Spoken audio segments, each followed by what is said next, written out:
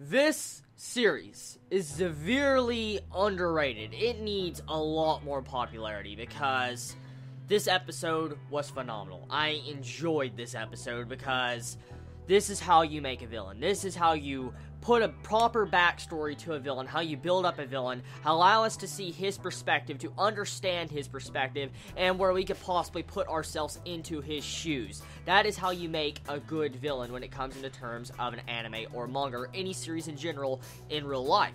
So, this episode, seeing how the professor, how he turned into a villain, getting to see what he did and what he had to go through, it really makes me think hard about this series. For instance, would I do the exact same thing he did? That is the big thing. When you have a good villain, you question these things. You think about it. You think, if I was in this exact same situation, I was in his situation where I saw my own government betray me, shoot down my friends and family, kill them in cold blood, and, use you to get, these 10 Commandment tablets, you'll be really fucking pissed off. You would. Any normal person would be pissed off, let alone when you have bullet holes all inside of you and all that, and you're bleeding to death and you see these people say it to you on your dying breath. Yeah, most likely you'll want to have some form of revenge in that entire bit. Anyone probably would. Any normal human being would. And so, seeing his motive, seeing the professor's motive and what he did and had to go through, it makes me actually cheer for the villains. It really makes me cheer for the professor to win this little battle he's starting up. I necessarily can't say I approve of killing off innocent civilians. I don't approve of that. I don't.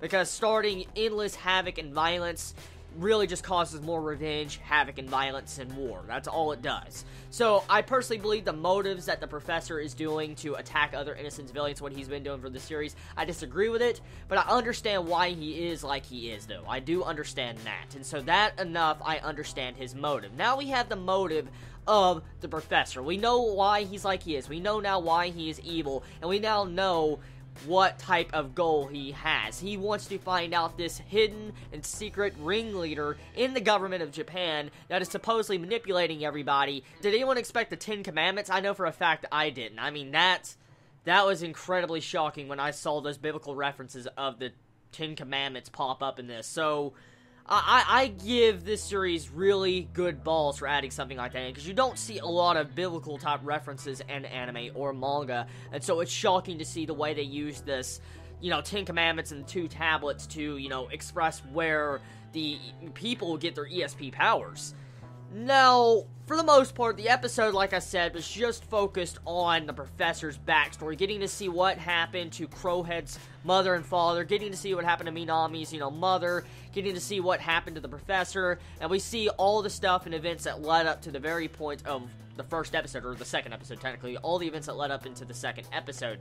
And so, I'm happy that, this episode did that. It really makes me cherish this series a lot more. And this series, like I said, it needs so much more popularity, because this episode proves that this series is good. It knows how to, at the very least, write a good villain. The villain is good. It's not the best villain of all time, of course, but from the standpoint of this series, when a villain can express their motive and you can understand why they're doing it, that technically, in my eyes, is a good villain. It may not be the best and most complex villain, but it's still a good villain. Now, overall, episode was good. Animation, it's not as bad as it was like last week. Last week had a lot of jittery, jarring animation. I was just like, what the fuck am I watching?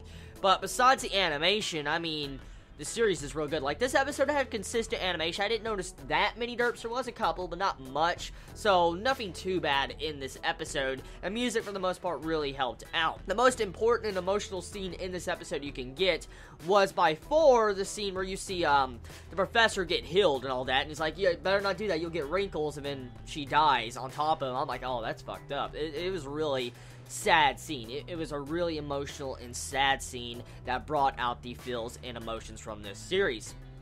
I want to actually bring up something real quick.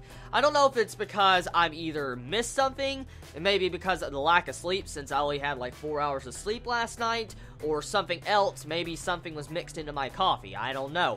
But I personally don't remember Rinka having a scar on her face last week's episode. I don't remember that.